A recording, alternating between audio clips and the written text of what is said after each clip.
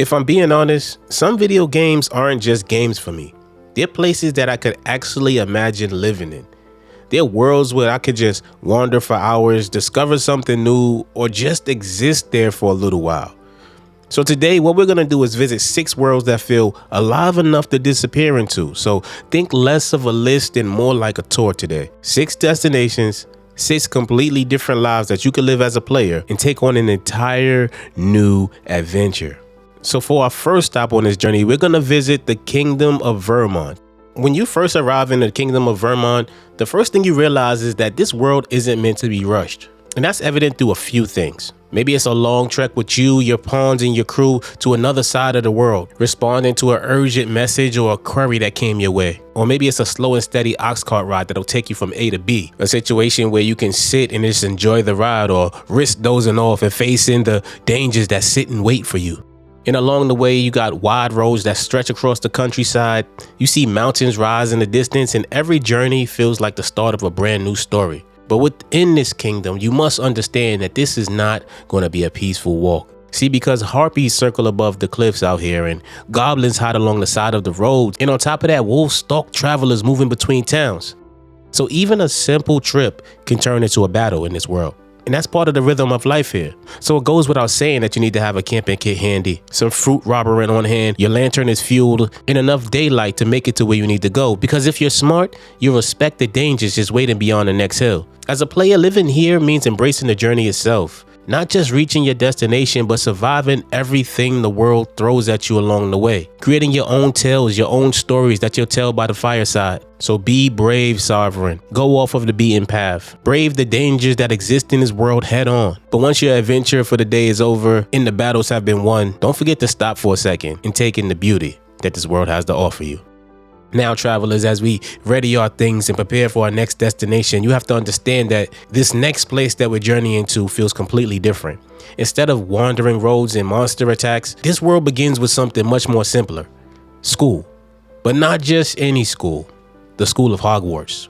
The Scottish Highlands surrounding this castle feel like a world where curiosity is just rewarded. You're not just exploring the wilderness here. You're growing up. You're attending classes, you're learning spells, you're navigating life as a student in a magical world. And within this castle, there are many twists and turns and secrets to behold. Staircases wind and twist and turn with something magical just locked behind a secret door or secret passageway. Hogwarts is just filled to the brim with things to discover and people to experience.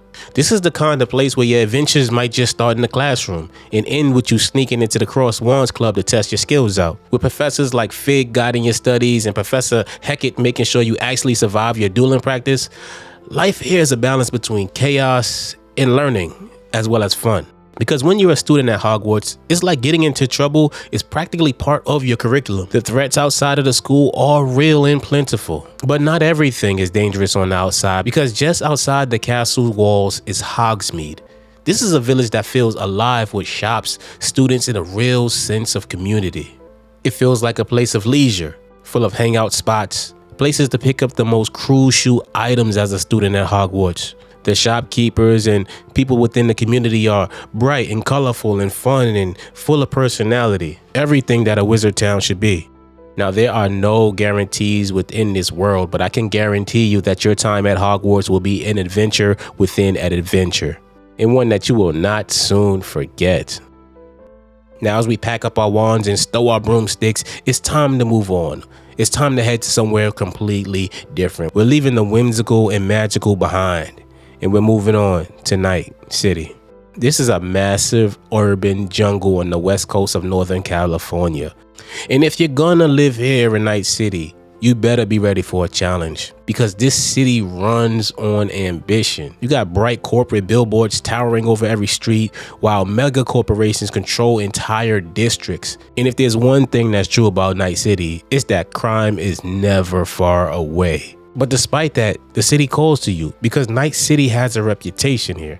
If you can make it here, you can make it anywhere. One caveat to that is that you probably won't make it. This is a city fueled by violence and warfare. So as a player in Night City, that means you have to carve out a name for yourself through all of that. You have to take risks, you have to run jobs, you have to build reputation.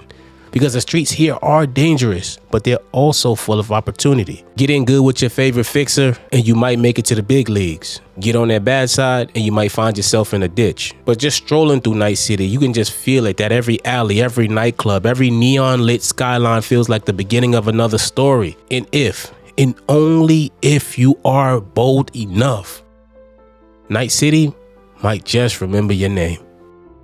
But as we spend our last eddies before we delta out, we have to prepare ourselves because the next stop takes us back in time to a world where survival means strength. This is 9th century England, and we're taking on the life of a Viking. Now, when you step into this world, it stretches across lush green plains and towering mountains and rivers that cut through the landscape. And when you look across these lands, you don't just see beauty here. You see opportunity. Forts line the rivers and hillsides out here, and strongholds are filled with treasure. And if you're a Viking, those aren't just landmarks. They're invitations to raid, to pillage, to conquer. Here in this world, you do not make a life, you take one, and you take it by brutal force. A calm and serene boat ride will turn into a bloody battle within seconds, always keeping you on your toes, always keeping you vigilant. But life here isn't just about battles. You return home to a village that grows with every single victory, a camp filled with people that you've brought together yourself, a place where you can hunt, feast, and build something lasting. In this world, adventure is loud, but the life you're building is what keeps you coming back for more. Now, travelers, we have to move on, so we're going to trade our Viking horns for cowboy hats, because our next destination might be one of the most believable worlds ever created in a game, the Wild West. This is a world where life moves slower, but every journey feels unpredictable. Long stretches of wilderness separate small towns trying to survive on the edge of civilization. You might spend an entire day riding across the open plains, only to discover a burned down town where something terrible had once happened, or stumble across a place that's still fighting to stay alive. See, living here means accepting the world that doesn't care about your plans. You might get knocked off your horse by a cougar, lose your hat along the way, or barely escape a pack of wolves. But eventually, you make this world your own. You grab a drink at the local saloon, maybe browse the catalog for a new revolver. And for a moment, everything just slows down. Because in the Wild West, surviving the journey is just part of the story. And that story is constantly unfolding. Now, travelers, if you don't mind, please take your horses and secure them to the hitching post, because we need to move on to our final destination. And this destination might be one of the most hauntingly beautiful worlds in gaming. This destination is called the Lands Between. This is a place that feels both mesmerizing and deeply broken at the same time. Almost every structure you encounter here tells a story of something that once stood proud. You got massive castles, towering cathedrals, and the capital city itself still carrying the presence of something that was once truly majestic here. You can tell, but that beauty is constantly overshadowed by the reality of this world, because nearly everything you encounter here is trying to kill you. You have creatures that tower far above you, monstrous insects the size of horses, and enemies that seem to exist purely to test whether you deserve to continue on. And the deeper you go into this world, the stranger it becomes. You might find yourself learning sorcery from a giant tortoise, or discovering secrets hidden in places that feel almost impossible to reach. But none of this is random. Why? Because in this world, you are a tarnished, a warrior called back to the Lands Between for one purpose: to overcome every trial this world throws at you, to survive the chaos left behind by the shattering, and maybe, just maybe, to return this broken world to the glory it once had. So those are 6 worlds you can truly lose yourself in, 6 completely different lives you could live as a player, from magical classrooms to neon cities to open wilderness and Viking strongholds. And the amazing thing about games like these is that they aren't just places you visit, they're places you can stay. So if you had the chance, traveler, which one of these worlds would you choose to live in? Let us know in the comments.